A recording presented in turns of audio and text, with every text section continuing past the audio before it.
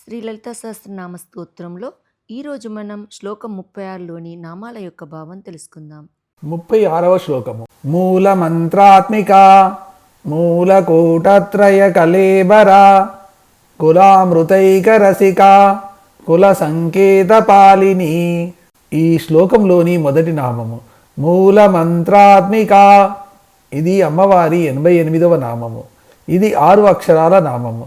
ఈ నామంతో అమ్మవారికి నమస్కరించేటప్పుడు మూల మంత్రాత్మికాయై నమః అని చెప్పాలి. మూల మంత్ర అంటే మూల మంత్రమును అనగా పంచదశాక్షరీ మంత్రమును ఆత్మిక ఆత్మస్వరూపముగా కలది. పంచదశాక్షరీ మంత్రాన్నే మూల మంత్రము అంటారు. సర్వసిద్ధి ప్రథమవడము వలన దీన్ని మూల మంత్రంగా స్వీకరిస్తారు.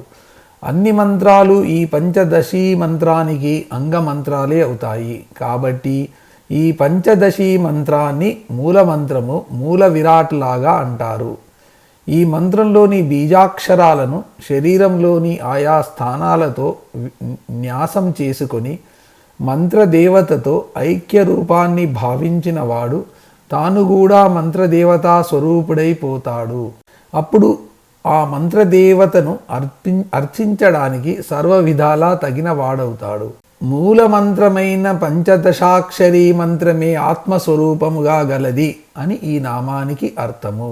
ఈ శ్లోకంలోని 2వ నామము మూలకూటత్రయ కలేబర. ఇది అమ్మవారి 89వ నామము.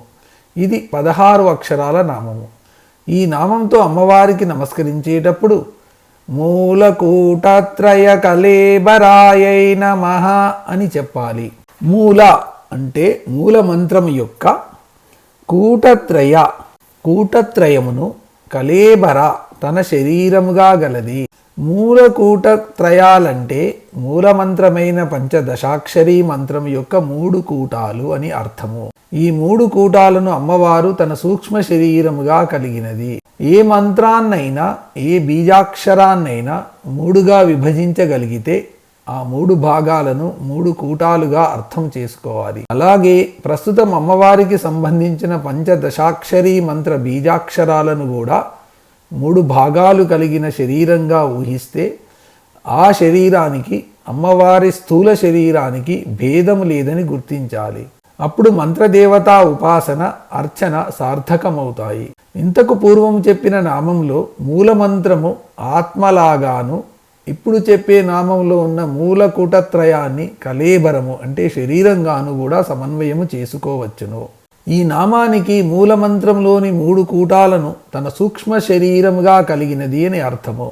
ఇంతవరకు చర్చింపబడిన మూల మంత్రాన్ని త్రికరణ శుద్ధిగా జపించి మంత్రదేవతను హృదయంలో స్థాపించుకుంటే ఆ మంత్రము మనస్సును నడిపే చైతన్యములాగా పనిచేసి మనస్సు పరిశుద్ధమవుతుంది.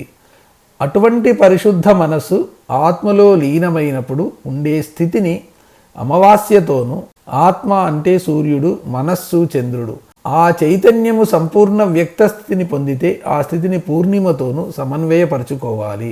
ఈ శ్లోకంలోని మరొక నామము కులామృతైక రసిక. కులామృతైక రసిక. ఇది అమ్మవారి 90వ నామము. ఇది 8 అక్షరాల నామము. ఈ నామంలో అమ్మవారికి నమస్కరించేటప్పుడు కులామృతైక రసికాయై నమః అని చెప్పాలి.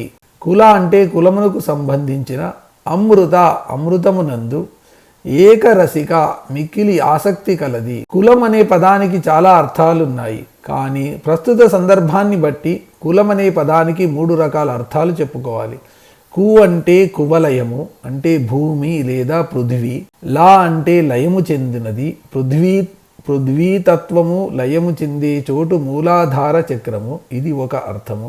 2 ఈ మూలాధార చక్ర సంబంధము కలిగిన సుషుమ్నా మార్గాన్ని కూడా కులము అంటారు. ఇది 2వ అర్థము. ఇక 3వది సహస్రారంలో ఉండే సహస్రదళ పద్మాన్ని కులపద్మం అంటారు. అంటే కులమనే పదానికి మూలాధారము, సుషుమ్నా మార్గము, సహస్రార పద్మము అని 3 అర్థాలుగా చెప్పుకోవచ్చు. సహస్రార చక్రంలోని చంద్రమండలం ఉంటుంది. ఈ చంద్రమండలం నుండి అమృతము స్రవింపబడి శరీరంలోని సమస్త నాడీ మండలాన్ని చైతన్యవంతం చేస్తుంది. ఇలా సహస్రార పద్మంలో ఉండే చంద్రమండలం నుండి స్రవింపబడే అమృతానికి సుషుమ్నా మార్గము అంతా చైతన్యవంతమవుతుంది కాబట్టి కుండలినీ శక్తి అనే అమ్మవారికి ఆ అమృతం అంటే చాలా ఇష్టము. సంప్రదాయాన్ని అనుసరించి వాళ్ళ కులాచారంగా 4 వర్ణాల వాళ్ళు తర్పణ హోమాదుల్లో పాలను, నెయ్యిని, తేనెను, చెరుకు కల్లును అర్చనామృతాలుగా ఉపయోగిస్తారు. వీటిని కూడా అమ్మవారు ప్రీతిగా అమృతంలాగానే వాళ్ళు చూపే భక్తి శ్రద్ధలను బట్టి ఆసక్తిగా స్వీకరిస్తుంది. ఈ అర్చనామృతాలను కులామృతాలు అంటారు. ఈ కులామృతాల యందు ఆసక్తి కలిగినది అని ఈ నామానికి ఇంకో అర్థంగా చెప్పుకోవచ్చును. కులాలలో మృతం కాకుండా తరతరాలుగా వస్తున్న కీలక జీవలక్షణ సారాన్ని కొనసాగించడంలో కూడా అమ్మవారి ప్రమేయం ఉంటుంది. ఈ నామానికి ఈ క్రింది అర్థాలు చెప్పుకోవచ్చు. సహస్రార పద్మములోని చంద్రమండలము స్రవించే అమృతమునందు ఆసక్తి కలిగినది అని ఒక అర్థము. రెండవది, కులాచారాన్ని బట్టి 4 వర్ణాల వాళ్ళు సమర్పించే అర్చనామృతాల యందు ఆసక్తి కలిగినది. మూడవది, అమృతత్వాన్ని పొందే కుల మార్గమునందు ఆసక్తి కలిగినది. 4, కులములందలి కీలక జీవ లక్షణాన్ని కొనసాగించడంలో ఆసక్తి కలిగినది. ఈ శ్లోకంలోని చివరి నామము కుల సంకేత పాలిని. ఇది అమ్మవారి 91వ నామము. ఇది 8 అక్షరాల నామము. ఈ నామంతో అమ్మవారికి నమస్కరించేటప్పుడు కుల సంకేత పాలిన్యై నమః అని చెప్పాలి. కుల అంటే కుల సంబంధమైన, సంకేత అంటే ఏర్పాటులను, పాలిని పాలించునది.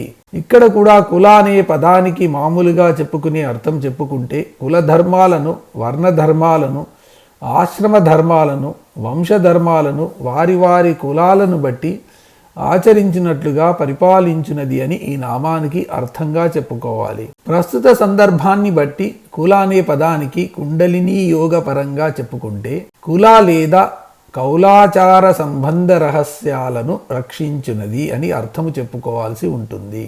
కుల అంటే కుల పథానికి లేదా కుల మార్గానికి లేదా సుషుమ్నా మార్గానికి సంబంధించిన సూర్యుడు, చంద్రుడు, అగ్ని, మూలాధారాది చక్రాలు, పృథివ్యాది పంచభూతాలు ఇవన్నీ వస్తాయి. వీటన్నిటినీ పోషిస్తూ శాసిస్తూ పాలించేది అని ఈ నామానికి అర్థం చెప్పుకోవాలి. ఈ సంకేతాలు కుల మార్గానికి మైలురాళ్ళు. రైల్వే మార్గాల్లో రైల్వే స్టేషన్లు, బస్సు మార్గాల్లో స్టేజులు లాంటివన్నమాట. ఈ నామానికి అర్థాలు: 1, కుల సంబంధమైన ఏర్పాటులన్నిటినీ పాలించునది. 2, కుల విద్య అనగా కౌల విద్యకు సంబంధించిన రహస్యములను రక్షించినది.